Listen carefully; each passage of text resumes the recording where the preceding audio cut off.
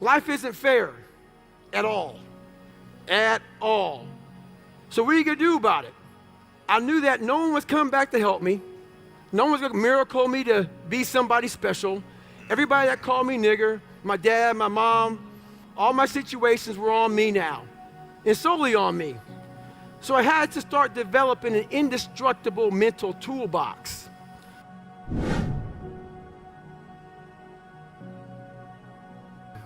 Your best work has to come when you're least motivated. Where does that come from? It comes from basically, I had to stop thinking normal.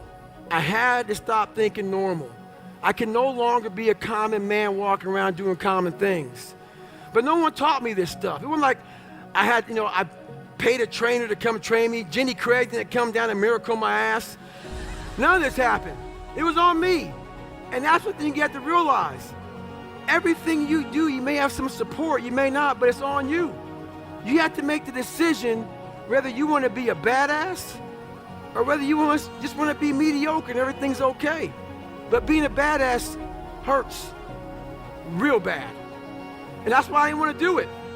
I have to tell my mind something different. I have to remember my resume, what I've been through, that all of you in here are just as fucked up as me. We post our real life, never on Instagram.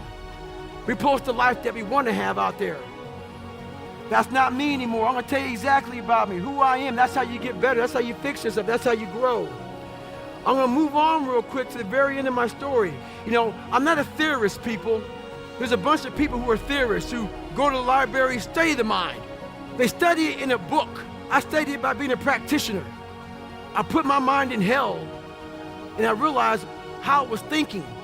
And I figured out tools and tactics on how to get through it by being in it, not by studying it, by being in it. And literally, that's how I started callousing over. So I did 67,000 pull-ups in 9 months, and it calloused my hands. It calloused my hands real good to protect my hands against the bar. I started learning how to callous my mind, to callous over my victim's mentality. And that's what I did. Life isn't fair. We have to understand that. It shouldn't be fair. It's a trial ground, it's a testing ground. It's built to make us harder. It's built to make us as strong as we can, to test us, to drive us. So, mentality is the only thing that gets us through life. I was an underdog. We are all underdogs in life. Even the baddest person in the world should think that way. So you should always have I've never arrived mentality. And the can't hurt me mentality is no matter where you come from, the sewer or wherever you think you're from. When I got out of the sewer, I got to the road and looked around and said, can't hurt me. Nothing should be able to hurt you. If you believe that, it starts to become true. I wanted to live my life in a way that when I died, I was proud of myself. I know what pride felt like. And if it took pushing myself to death, I was willing to do that. But I wanted to look in that mirror, not impress anybody, not money, not fame, not nothing. I wanted to impress the guy in the daggone mirror. And I worked endlessly and tirelessly to do that. And it happened.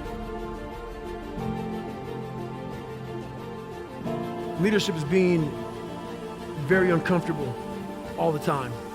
It is holding yourself to such a standard that is almost untouchable. You may not have any friends.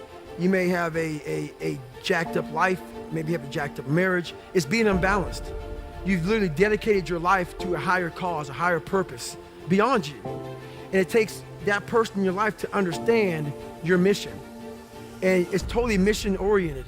It's that guy that's like, okay, let's say we're gonna work out at 5 o'clock and I'm in charge, I'm the leader.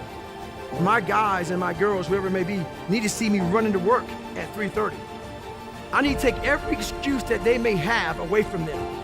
They need to see me outworking them every day, not trying to put them down, but saying, God, man, if he's doing this, man, so when I tell you to do something, you can't say no. You realize, fuck, he's getting after it every day. I cannot say no to him. He's leading by example.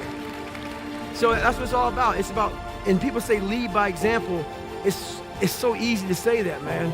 It's so easy to say that, but to do that every day, to wake up every day miserable and say, God, I don't want to do this anymore, that's when you know you're a leader. When you're at that point and you're saying to yourself, every night is Groundhog's Day. Every single day, you know, I'm going back in the lab again, man. I'm going back in the lab every single day. You know it's not going to end. That's when you know you're being a leader, when your life truly is it sucks. Is you have to believe that you are here on this earth. So what changed my whole mindset, really?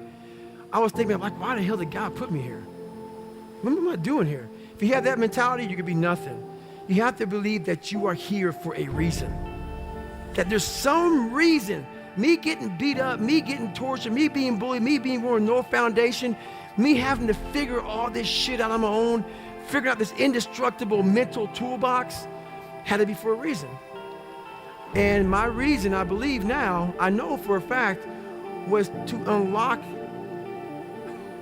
the code to human potential. On the other end of suffering is a life that many people don't know even exists. It's a beautiful world, because like the 40% rule. We all live in this world where our brains are keeping us in this box. Outside that box, on the other edge of suffering, which is on the other edge of that 40%, is a world that's endless of opportunity. But we are afraid to go outside that box, because in that box is comfortable. That's where all of our nice stuff, that's where the nice 4-lane highway's at. I know where the restrooms are at. I know where the gas stations are at. Outside that box, man, God gives you a shovel and says, man, start digging. That's not fun. But when you dig your own path to all kind of stuff that's unknown. And that's where I started realizing, man, like on the other end of this is some beautiful stuff. So I got outside my box and realized, man, 300 pounds, now look at me, I'm 185 pounds, and on the other side of the box was all this stuff. And I didn't know it was over there until I climbed the wall and saw it. So what wall are you climbing now? Man, right now, I've climbed a lot of walls. There's no more walls anymore. The reason why is because I know how to climb. I was trying to figure out how to climb before. I got all the right gear, man. I got the ropes, I got the shoes, I got the chalk, I got the harnesses. I'm good, I'm not scared to climb anymore. I go to the rock, hammered in, I got my belay, and I'm good to go. So you gotta figure out how to climb first, and that's all. We all have a different way of climbing. That's why there's a lot of books out there on mental toughness. It's all crap. Why? Because it's a cookie cutter way. Life isn't cookie cutter. Like 3.14 is pi. It's how you figure out equations. We're all different equations. We all have a story. We all have to strengthen our mind to figure out our own equation. Once you figure out your own equation in life, you can then start picking away at how to be better. But you first have to figure out your equation in life. Once you figure that out, man, you can do anything. Right now, a lot of you right now can be motivated as hell, go out of here and be like, yeah, I'm motivated. Like you said, you're right. Without being driven or obsessed, this motivation fades. And motivation is at the all-time high when your bills are paid, when your wife or husband is good, when everything is good, you're motivated. It's that person when all hell breaks loose and everything falls apart that says, I still gotta get it in. And how you get to that point in life, what I figured out, it's so noisy right now. This world is so noisy. We all walk around with these phones, computers. The world is so fast. We're not able to think. The most powerful weapon in the world, we walk around with it. It's our mind, it's our brain. You have to be able to go into a very dark place in your mind and figure who you are. Go back to what you want to do, what's your purpose. We can't figure our purpose out or why we're here or why we're even born or whatever, because it's so loud in our mind. We don't have any quiet time with ourselves to sit back and say, what do I really want? There's so many different dialogues in our head that we can't think. So my biggest thing is you have to be alone in a very dark place in your mind to think about what is important to you.